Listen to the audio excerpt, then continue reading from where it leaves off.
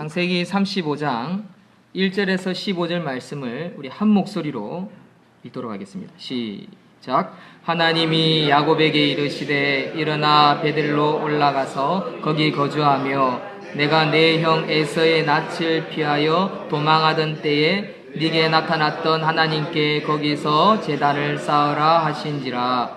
야곱이 이에 자기 집안 사람과 자기와 함께한 모든 자에게 이르되 너희 중에 있는 이방 신들을 버리고 자신을 정결하게 하고 너희들의 의복을 바꾸어 입으라. 우리가 일어나 베들로 올라가자. 내 환난 날에 내게 응답하시며 내가 가는 길에서 나와 함께 하신 하나님께 내가 거기서 제단을 쌓으려 하노라. 아멘.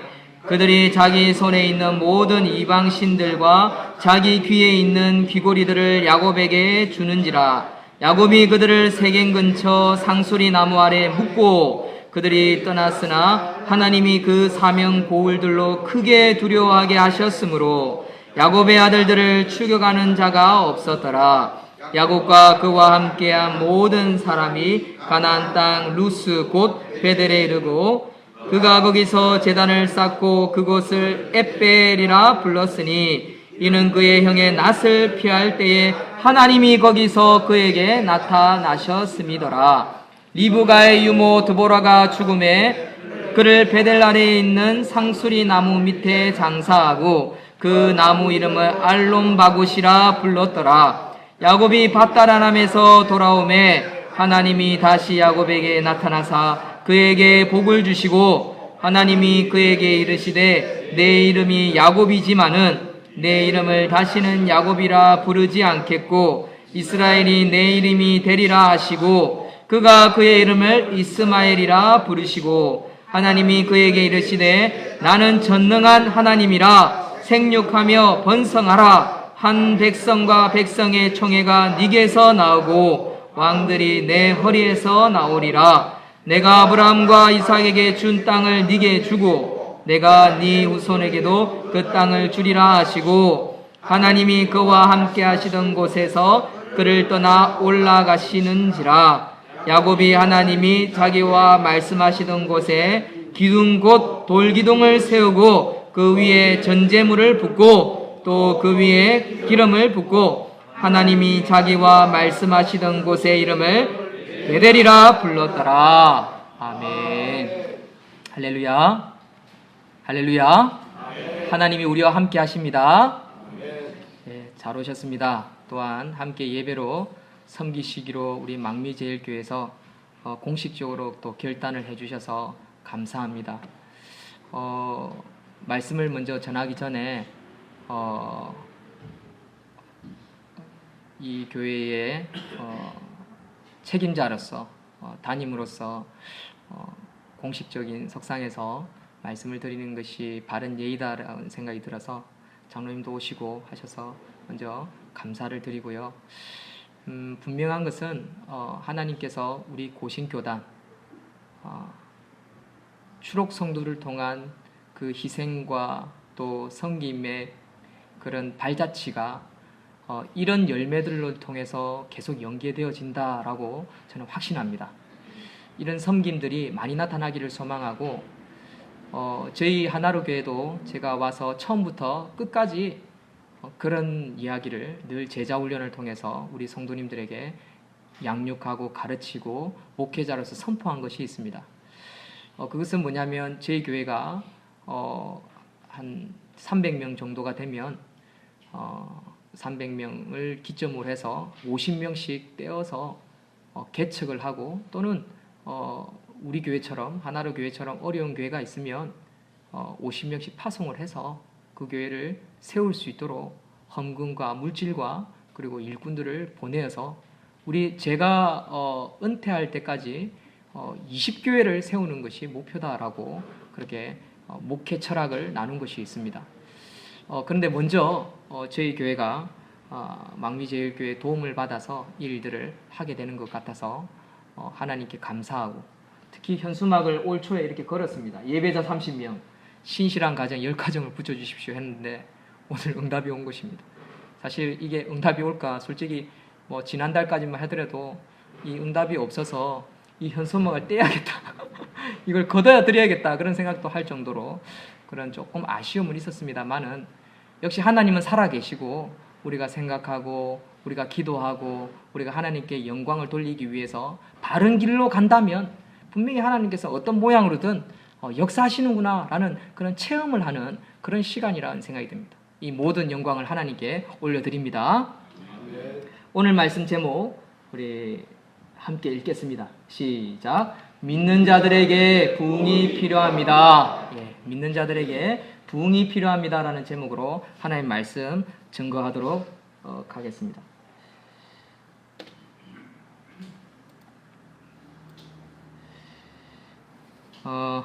다이아몬드가 보이지요? 그저께 신문에 났던 다이아몬드인데요. 이 다이아몬드는 스위스 제네바에서 열리는 어떤 크리스티라는 경배에서 나온 다이아몬드입니다. 14.82 캐럿의 오렌지 빛깔의 그 다이아몬드입니다. 제일 큰 거라고 합니다. 사상 최대 가격으로 팔릴 것이라고 합니다. 다이아몬드로서는 제일 값비싼 가격이 될 것입니다. 우리나라 돈으로 212억 2천만 달러에 팔릴 예정이라고 합니다. 희귀한 보석이죠. 이 다이아몬드에는요, 4가지 가치를 따진다고 합니다. 4C라고 하기도 하는데, 이 4C를 보면서 인간의 가치와 다이아몬드의 가치를 한번 비교할 수 있는 저와 여러분들이 되었으면 좋겠습니다. 이 4C 중에 클래러리라는 단어가 있습니다. 이건 뭐냐면 맑음, 투명도를 뜻하는 겁니다. 즉 보석이나 사람이나 맑음, 이 순수함의 정도에 따라 가치를 달리할 수 있다는 거죠. 우리가 TV에 보면 공인들을 많이 보죠. 연예인들 보면 여러 사람이 있습니다. 뭐 개그맨도 있고 탤런트도 있고 배우도 있고 여러 가지가 있지만 대체로 인기가 있고 그 인기를 유지하는 사람들이 보면 공통점이 있어요. 뭡니까? 순수하다는 거죠. 맑다라는 겁니다. 아, 저 사람 참 좋다. 그런 사람들은 보면요, 첫째는 맑아요. 순수해요. 예의도 바르고요. 태도나 인품이나 성품이나 이런 게 참 좋다라는 걸 봅니다. 우리가 좋아하는 TV에 나오는 뭐 탤런트 차인표 씨나 이런 사람들을 우리가 좋아하는 이유가 뭡니까? 맑고 순수한 부분 때문에 그렇지요. 비록 기독교인은 아니지만 유재석과 같은 개그맨도 우리가 좋아하는 이유가 뭡니까? 순수하기 때문입니다. 맑기 때문에 그렇습니다. 그래서 클래러리, 이 맑음이라는 것은 기독교인에게 있어서 가치의 첫 번째 C라고 할 수 있습니다. 두 번째 C는 뭐냐면 캐럿입니다. 캐럿, 무게를 뜻하는 거죠. 다이아몬드는 가벼울수록 가치가 떨어진다고 합니다. 반대로 무거울수록 가치가 올라간다고 합니다. 여러분, 인간에게 무거워야 되는 게 뭐가 있습니까? 생각이 무거워야 되고요, 행동이 무거워야 되고요, 말이 무거워야 합니다. 그러나 말과 행동과 생각이 가벼운 사람은요, 결국 우리 주위에 인정받지 못하는 것을 봅니다. 그래서 TV보다는 인터넷이라고 하는 게 훨씬 더 빠르겠죠. 요즘 인터넷에 보면 실시간으로 동영상, 사진이 올라옵니다. 그런데 그런 것을 찍혀서 욕을 먹는 사람들은 대부분 보면요, 말과 생각과 행동에 가벼움으로 말미암아 오류를 범하고 실수함으로 말미암아 결국 사회에서 매장되어지는 것을 우리는 많이 봅니다. 말에 실수가 없는 사람을 완전한 사람이라고 합니다. 사람은 완전할 수는 없습니다. 그러나 예수님은 완벽하셨죠. 그래서 하나님의 아들이고 신이라고 할 수 있습니다. 하나님은 사도 바울을 통해서 우리에게 그렇게 말씀하십니다. 예수 그리스도를 닮아가라라고 이야기하십니다. 우리 인간은요, 예수님을 닮아갈 수 있는 무거운 사람, 말과 생각과 행동에 정말 사람들이 인정할 수 있는 그런 캐럿, 무게를 가진 저와 여러분들이 되시기를 주의 이름으로 축원드립니다. 세 번째는 칼라입니다. 칼라. 가치 있는 보석은요, 신비한 빛을 낼수록 비싸다고 합니다. 인간의 삶도 마찬가지입니다. 어떤 빛을 발하느냐는 겁니다. 어떤 향기를 발하느냐. 그리스도의 빛을 발하고 그리스도의 향기를 발해야 합니다. 왜 그렇습니까? 이 말씀, 성경은 진리이기 때문에 그렇습니다. 이 성경은 가치가 있고 이 세상 어떤 것도 바꿀 수 없는 하나님의 말씀이기 때문에 이 말씀을 따라 사는 자가 그리스도인이라고 할 수 있는데, 결국 말씀을 따라 살지 못하는 사람은요, 빛을 잃고요, 향기를 잃고 세상 사람들에게 지근지근 밟힐 뿐입니다. 지근지근. 그리스도인들이 왜 그렇게 지근지근 밟혀갈까요? 바로 말씀대로 살아가지 않고 말씀대로 순종하지 않기 때문에 그렇습니다. 어쩌다가 말씀을 순종하지 않습니까? 바로 하나님이 원하지 않는 이방 사람들처럼 사는 우리 모습을 볼 때 결국 그렇게 빛을 잃고 향기를 잃는 것입니다. 개인주의화되고 복만 바라고 세속주의화 될 때 결국 그리스도인은 빛을 잃고 향기를 잃는 것입니다. 네 번째는 커트라는 단어입니다. 커트. 이것은 잘 아시는 것처럼 자르다, 잘렸다 뭐 이런 의지지만 사실은 다이아몬드에서는 모양, 결 이런 걸 뜻합니다. 보석은 깎이는 각도와 모양에 따라 가치가 다르다고 합니다. 그래서 우리 사람에게 비교해 보면 가치 있는 사람은요, 어느 방향, 어느 곳을 향해서 빛을 발하느냐 이것이 중요한 것입니다. 여러분, 부부가요 한 방향을 바라보면 그 가정은 행복합니다. 때로는 힘들고 어려운 일이 있을 수 있어요. 사업이 안 될 수도 있습니다. 또는 가정에 어려움이 있을 수 있습니다. 부모님이 아플 수도 있고 병이 올 수도 있습니다. 인생은 나그네 인생, 한번 왔다가 가는 인생입니다. 그러나 그 부부가 한 방향을 바라보면요, 그 사는 것이 니아까를 끌지라도 폐유지를 주울지라도 행복을 얻을 수 있는 거죠. 부부가 함께 웃으면서 노을을 바라보고 석양을 바라보면서 두 손을 꼭 잡을 때 그 가정에 행복이 있다라는 것입니다. 그것은 방향입니다. 방향. 어느 방향으로 우리가 깎여 있고 어느 방향을 우리가 바라보느냐 이것이 너무너무 중요하다는 것입니다. 그런데 우리가 그 방향을 바라보는 데 있어서 예수 그리스도라는 방향, 예수 그리스도라는 표대를 바라볼 때 진짜 가치 있는 가정, 진짜 가치 있는 교회가 됨을 믿으시는 저와 여러분들이 되시기를 주의 이름으로 축원드립니다.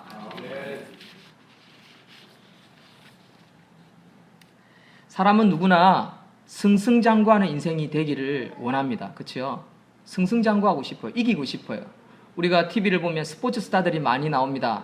최근에 승승장구하는 사람 누가 있었습니까? 류현진이라는 우리나라 국보급 괴물 몬스터라고도 하고 하는데 지금 LA에 가서 14승을 하고 돌아와서 금이환양 사람들에게 얼마나 많은 사랑을 받는지 모릅니다. 그런데 우리가 그 야구를 좋아하거나 야구를 봐도요, 이기면 행복해요. 즐거워요. 이기면 그 사람이 좋습니다. 그런데 그 사람이 지거나 또는 실패하거나 하면요, 곧 사장되어지는 것을 봅니다. 우리나라 김연아 선수, 우리나라 사람들 너무너무 좋아하죠. 세계적인 피겨 스케이터 아닙니까? 얼마나 잘합니까? 사랑을 받습니다. 이쁘기도 하고 또 제일 잘하기 때문에 그렇습니다. 그런데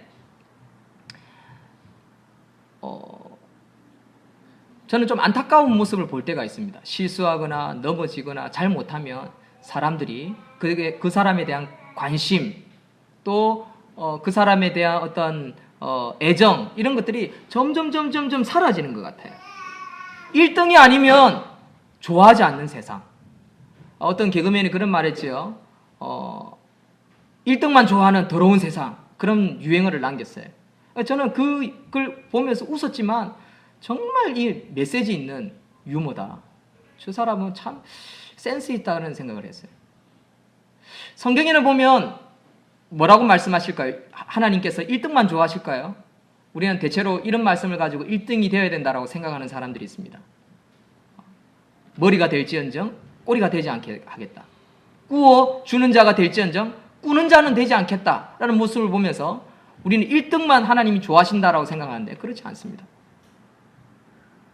아주 작은 리그나 마이너 리그나 약한 곳에 있어도요, 작은 교회에 있어도요, 그곳에서 그가 영적인 리더십을 발휘하고 섬기는 모습을 보면서 사람들이 존경할 수 있는 대상이 된다면 그는 머리인 것입니다. 가정에서 아비로서 어미로서 또는 자녀로서 그 역할들을 충실히 해서 부모로부터 또는 자녀로부터 인정을 받는 아비, 어미 또 자녀라면 그건 머리이지요. 그건 하나님께 사랑받는 자라고 할 수 있습니다. 교회 성도도 마찬가지입니다. 아유, 내가 이 교회에서 이 큰 교회에서 뭐 하겠나 싶기도 하지만 그곳에서 자기 역할들을 충실히 하는 사람들이 있습니다. 청소부터 시작해서 전도나 또 꾸준 일을 하는 사람들 보면요, 딱 보면 목회자나 지도자들을 보면 저분은 신실하다. 참 저 사람은 말없이 묵묵히 자기 자리를 지킨다. 그 인정받으면 그게 머리지요. 그게 나누어 주는 사람입니다. 여러분, 그런 인생이 다 되시기를 주의 이름으로 축원드립니다. 그리고 또한 좀 부족하다고 그 사람을 외면해서는 안 되는 것입니다. 부족할지라도 그가 한 부분에 있어서 성실하게 신실하게 한다면 우리는 그를 사랑하고 존중하고 인정하고 섬겨야 한다는 것입니다. 그런데 지금 세상은 어떻습니까? 어떤 마음으로 살아가냐면 승승장구하는 사람만 좋아하고 승승장구하지 않는 인생은 그냥 무시하고 거들떠보지 않는 그런 세속주의화 되어가고 있다는 것이죠. 개인주의화 되어가고 있다는 것입니다. 자기중심적으로 되어가고 있다는 것이지요. 그게 뭡니까? All for one입니다. All for one. 단 한 사람을 위한 모두. 그래서 요즘 보면 사회도 보십시오. 경제를 보십시오. 중산층이 무너져가고 있지 않습니까? 큰 게 뭐 엄청납니다. 지금 우리나라 수출을 통해서 얻는 흑자가 얼마나 대단한지 아십니까? 전무후무할 정도로 지금 엄청난 흑자를 누리고 있습니다. 그러나 지금 이미 중산층은요, 무너질 대로 무너졌습니다. 그리고 가난한 사람들 천지고요, 부자 상위 1%, 0.01%만 살아남은 그런 시대가 되어가고 있습니다. 이제는요, 의사, 변호사도요, 중산층에 속하지 상위권에 속하는 시대가 안 되어버렸습니다. 모든 경제가 하나를 위한 all for one이 되어버렸다. 그런데 여러분, 말씀은요, 모두를 위한 하나가 되어야 된다는 거죠. 모든 사람들이 기뻐하고 모든 사람들이 감사하고 모든 사람들이 좋아할 수 있는 one for all. 이게 소중한 거죠. 이걸 뭐 외친 사람 우리 삼총사 그 영국 그 작가에 나오는 그런 그 외치는 그런 말인데, 모두를 위한 하나됨, 이것은 참 필요하다는 것입니다. 이건 뭡니까? 섬김에서 나온다라는 것입니다. 여러분, 우리는 이 세대를 본받아서는 안 됩니다. 이 세대는요, 한 사람에게 초점을 맞추어집니다. 그래서 나머지는 다 사장되어지고 고통받는 것을 보게 됩니다. 여러분, 오늘 우리가 성경을 보면서 어떻게 하면 모든 사람이 부흥을 누리고 기쁨을 누리고 하나님의 은혜를 누릴 수 있는지 말씀을 통해서 우리가 한번 찾아볼 수 있었으면 좋겠습니다. 우리 오늘 말씀을 보면요, 부흥의 특징이 나타나는데, 부흥하는 한 사람이 있습니다. 야곱이라는 사람입니다. 야곱은요, 어떻게 부흥하냐면, 원래 야곱은 자기밖에 모르는 사람이었습니다. 그리고 자기밖에 모르는 그 나쁜 성품 때문에 결국 고향을 떠나 부모를 떠나 타향살이를 20년을 합니다. 고통을 받습니다. 그런데 그가 오늘 드디어 부흥의 때를 맞이하고 있다는 것입니다. 그가 어떻게 거듭나고 이스라엘이라는 이름이 바뀌며 하나님께 우뚝 세워지는 사람이 되느냐? 그것은 바로 그가 깨달음 가운데 있다는 사실입니다.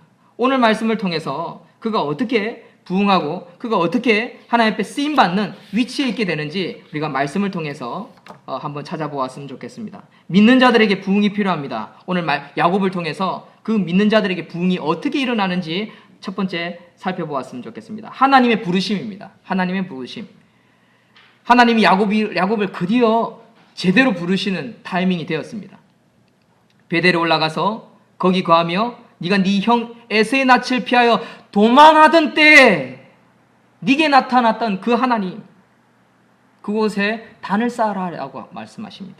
무엇을 기억하라고요? 네가 도망하던 때, 힘든 때, 어려운 때, 네가 부모를 떠나고 네가 고통받던 그 과거를 기억하라. 그리고 그곳에서 예배드려라 라고 말합니다. 그게 하나님의 부르심이었습니다. 그 하나님의 부르심의 가운데에 하나님은 그 예배 가운데 메시지를 주십니다. 어떤 메시지를 주시냐면 5가지의 메시지를 주십니다. 첫 번째는 이방신을 버려라 라고 말씀하십니다. 우리 2절 말씀, 15장 2절 말씀 다 같이 한번 여러분들의 성경책을 찾으시고 읽어주십시오. 시작. 야곱이 이에 자기 집안 사람과 자기와 함께한 모든 자에게 이르되 너희 중에 있는 이방 신상들을 버리고, 여기까지. 아멘. 이방 신상을 버려라. 우상을 버려라는 것입니다. 여러분, 우리에게 이방 신상은 무엇일까요? 성장주의입니다. 개인주의입니다. 복주의입니다. 기복신앙입니다. 쾌락을 쫓아가는 것입니다. 세상 사람들처럼 좀 돈 좀 벌어서 여유있게 사는 것입니다. 나만. 여유있게 사는 게 나쁜 것이 아닙니다. 나만. 여러분, 이것이 이방 신상을 섬기고 세상 사람들이 따라가는 풍습이라는 거죠. 그런 사람들이 인기 있는 것 같아요. 그런 사람들이 잘 되는 것 같아요. 그래서 내 자식도, 우리 교회도, 여러분, 하나님의 메시지는 그것이 아닙니다. 하나님의 메시지는 그러한 것들을 버리라라는 것입니다. 야곱에게. 두 번째는 자신을 정결케 하라라는 것입니다. 그 다음 절에 보면 이방 신상을 버리고 자신을 정결하게 하고 깨끗하게 하고 라는 것입니다. 여러분, 우리 자신을 정결하게 만들어 가야 합니다. 정결하게 만들지 않으면 결국 버려집니다.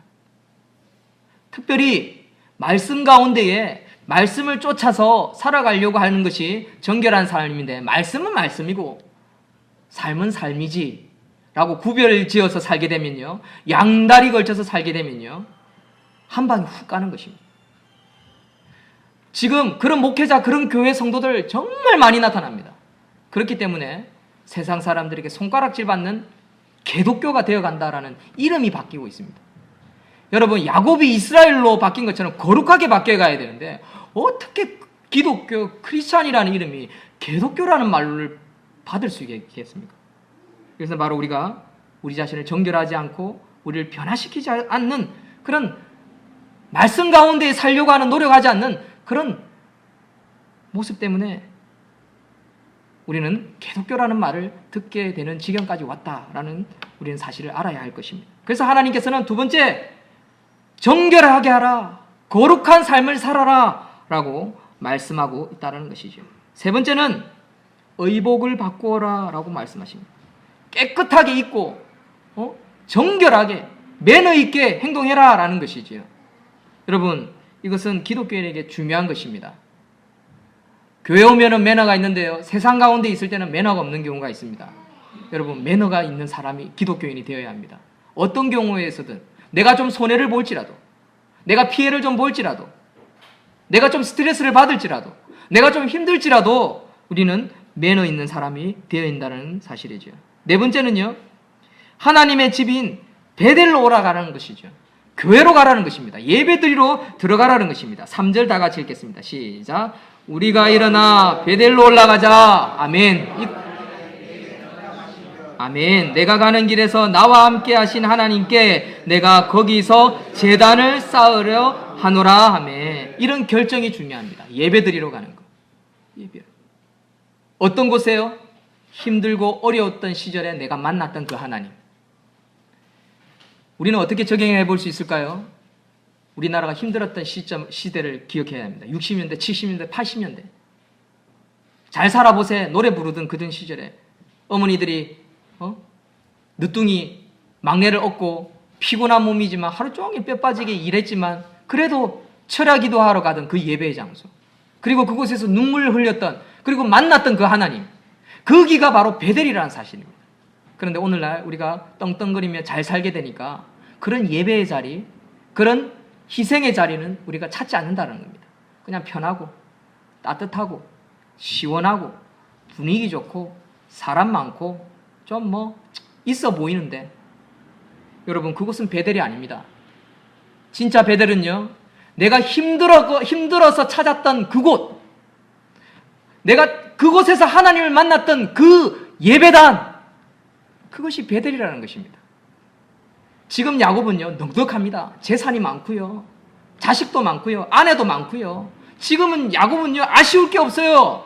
그런데 하나님은요, 에서 화해시키고 그 가운데 베들로 올라가라고 하십니다. 1절 다 같이 읽습니다. 시작. 하나님이 야곱에게 이르되 일어나 베델로 올라가서 거기 거주하며 네가 네 형 에서의 낯을 피하여 도망하던 때에 네게 나타났던 하나님께 거기서 제단을 쌓아라. 아멘. 그 베델이 어디라고요? 네가 네 형 에서의 낯을 피해서 도망하던, 비참했던 때 그곳에서 만났던 그 하나님, 거기서 예배드려라 라고 말하고 있습니다.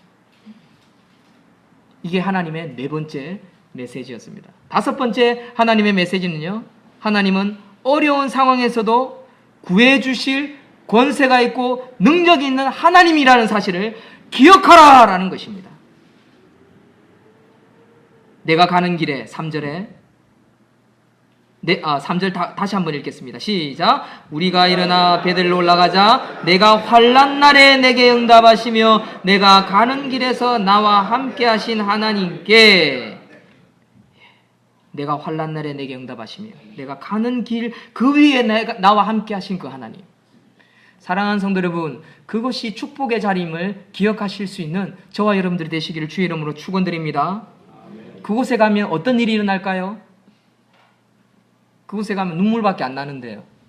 그곳에 가면요, 아픔이 있습니다. 상처가 생각납니다. 제가 지난주 동상동이라는 곳을 찾았습니다. 개척하신 한 여자 목사님이 있는데 구국기도회를 하면서 제가 설교를 하면서 그분들을 만났는데 그분이 개척을 하셔가지고 컴퓨터가 없다는 생각에 컴퓨터를 하나 맞춰서 제가 갖다 드렸습니다. 거기가 어디냐면 동상동이라는 곳입니다. 그 동상동 오차도라는 곳이 있는데 거기는 우리 초량에 보면 달맞이 동네처럼 거기도 아주 못 사는 동네입니다. 지금은 초량보다 더 못 사는 동네가 그 동상동 꼴짝입니다. 그 동네는 어떻게 만들어졌냐면 89번 종점이 있는 거점인데요. 반송으로 넘어가는 것입니다. 동네에서. 거기는 6.25 피난 당시 초량에 너무 인구가 밀집하니까 부산시 정책상 사람들을 이동시켰어요. 그리고 그곳에서 무허가로 판자촌을 짓고 살 수 있도록 허가를 했습니다. 그러니까 거기 인구가 엄청 많아요. 제가 그곳에서 부모님이 돌아가시고 나서 15년을 거기를 거주를 했습니다. 그래서 거기는 제 제2의 고향이나 마찬가지입니다. 왜냐하면 그곳에서 제가 눈물이 많았고 그곳에서 예배를 드리고 그곳에서 하나님을 만났고 세례를 받았고 교사활동을 하면서 또 우리 집사람을 만난 곳이기도 합니다. 그 동네는 참 제 아픔이 있는 동네입니다. 근데 그 동네를 참 오랜만에 찾아가니까 금방 교회를 찾았어요. 그런데 그 동네를 보니까 집이 텅 비어있는 집이 너무 많아요. 워낙 못 사는 동네다 보니까 사람들이 이제 좀 살만하니까 다 이사를 나가고 가난한 동네가 되어버렸어요. 그러니까 그 시청에서 막 집을 잘라가지고 막 주차장을 만들어 놓기도 하고 해놨는데 그곳에를 딱 갔는데 제가 참 옛날 20대가 기억나면서 눈물이 나더라고요. 눈물이 나더라고요. 그러면서 제가 어떤 느낌이 왔냐면 회개의 마음이 참 생겼어요. 회개의 마음. 나는 뭐하고 있지? 나는 어떻게 섬겨야지? 나는 어떻게 살아가야 하는가? 다시 한번 생각할 수 있는 그런 시간이었습니다. 근데 만약에 예배드리는 장소에서 하나님의 말씀을 듣고 그런 마음이 나온다면 어디까지 갈까요? 생각만으로 그치는 것이 아니라 내 심령의 변화가 나타나고 성령의 감화 감동이 나타나고 내 속에서 변화들이 일어납니다. 그게 예배의 장소입니다. 그 예배의 장소에서 그때, 그 과거, 그 시점을 기억하라라는 것이 바로 5번째 메시지를 통한 결과물이었습니다. 그 결과가 뭐냐? 회개였습니다. 회개. 야곱에게 회개가 나타나더라는 것입니다. 그게 4절입니다. 4절에는 그 회개라는 직접적인 단어는 없지만 4절의 말씀을 통해서 이 야곱에게 그 단을 쌓았던 그 베델에서 내 심령 속에 회개가 일어날 것이다 라는 것이죠. 그 회개 다음에 5절과 6절을 쭉 읽어보면 회개 다음에 뭐가 나타났냐? 순종이라는 태도가 나타나게 될 것이다 라는 것이죠. 이것이 바로 하나님의 특별한 임재와 구원의 방법이었다라는 것입니다. 사랑하는 성도 여러분, 하나님이 주시는 메시지는 분명합니다. 5가지. 첫 번째는 이방 신상을 버리고 자기를 정결케 하며 의복을 바꾸어서 매너와 태도를 바꾸고 그리고 네가 힘들고 어려웠던 그 베델, 그곳 예배를 드렸던 하나님을 만났던 그 장소로 가서 그리고 하나님을 기억하는 다시 하나님을 붙잡는 그런 시간을 가져라. 그러면 너에게 회개가 나타날 거고 너에게 순종이 나타날 것이다. 그럴 때 믿는 자들에게 뭐가 나타난다고요? 부흥이 나타난다는 것입니다. 시련을 극복할 수 있는 새로운 힘을 얻고요. 그리고 변화가 나타납니다. 어떤 변화가 나타날 거예요? 9절을 읽습니다. 9절. 시작. 야곱이 밧단 아람에서 돌아오매 하나님이 다시 야곱에게 나타나사 그에게 복을 주시기 시작합니다. 어떤 복을 주실까요? 10절 시작. 하나님이 그에게 이르시되 네 이름이 야곱이지만은 네 이름을 다시는 야곱이라 부르지 않겠고 이스라엘이라 이름이 되리라 하시고 그가 그의 이름을 이스라엘이라 부르시고 이스라 이기다 엘, 하나님, 하나님과 겨루어 이겼다라는 이름입니다. 승리했다라는 거죠. 네가 네 삶 가운데, 나그네 인생 삶 가운데 네가 드디어 이겼구나. 누가 인정하시는 겁니까? 하나님이 인정하는 삶이 되었다는 겁니다. 사랑하는 성도 여러분, 저와 여러분들이 섬기고 살아가는 삶터전 가운데 이러한 하나님의 음성, 회개와 순종을 통해서 하나님으로부터 인정받아서 거듭나서 뒤집어지는 저와 여러분들이 되시기를 주의 이름으로 축원드립니다. 이게 뭘까요? 변화와 혁신입니다. 변화와 혁신은 누가 일으키십니까? 바로 하나님이 일으키시는 것입니다. 하나님. 사랑하는 성도 여러분, 하나님의 특별한 인재와 구원은요, 내가 힘들고 어려웠던 시점에서 그 하나님을 만난 그 예배의 장소, 그 장소라는 사실을 꼭 기억하십시오. 우리는 대체로 이런 생각을 할 게 많습니다. 특별한 기도원, 아주 특별한 새로운 어떤 목사님을 만나야 내한테 뭔가 신선한 충격이 생기고. 여러분, 집밥이 진짜 보약입니까? 나가서 외식하는 게 보약입니까? 그 답은 아시죠? 맛은 있습니다. 외식 뷔페 가면 맛있죠. 돈 주고 먹는 거, 뭐 맛집 찾아가면 맛있죠. 그러나 제대로 된 집밥을 꾸준히 먹을 때 그 사람이 건강한 것입니다. 여러분, 변화와 혁신은요, 다른 곳에 일어나는 것이 아닙니다. 내가 있는 그곳에서 변화와 혁신, 그리고 하나님을 만나는 그 장소, 그리고 내가 아프고 힘들었던 그것을 잊지 않고 그것을 기억하며 다시 한번 되새길 때 하나님은 그 가운데에 우리 자신을 변화시키시고 이스라엘이라는 이름을 주신다라는 사실을 명심할 수 있는 저와 여러분들이 되시기를 주의 이름으로 축원드립니다. 결론을 맺겠습니다. 부흥은 언제 일어날까요? 부흥이라는 것은 다른 것이 아닙니다. 변화와 혁신입니다. 개혁입니다. 이스라엘이라고 이름이 바뀐 것은 하나님에 의해서 이루어졌습니다. 이러한 부흥은요, 다시 돌아가야 할 원위치를 알 때, 이것은 어떤 장소를 뜻하는 것이 아닙니다. 영적인 하나님의 부르심의 장소라고 할 수 있습니다. 그 장소를 알 때 그곳에서 내가 변화되어지고 내가 변화되어질 때 부흥이 일어난다라는 것입니다. 그곳이 어딜까요? 베델입니다. 베델은 바로 예배의 자리라고 할 수 있습니다. 그곳에서 회복되어질 때, 그 예배의 자리를 통해서 은혜를 누리고 만족감을 누리고 하나님께 감사가 터져 나올 때, 감사의 눈물이 터져 나올 때, 그때 내 속에서 혁신이 일어나고 변화가 일어나고 하나님이 나를 뒤집어 엎어서 나를 통해서 세상을 변화시켜 간다. 이 원리를 기억하고 한 주간을 살아가시는 저와 여러분들이 되시기를 주의 이름으로 축원드립니다. 아멘. 기도하겠습니다. 하나님,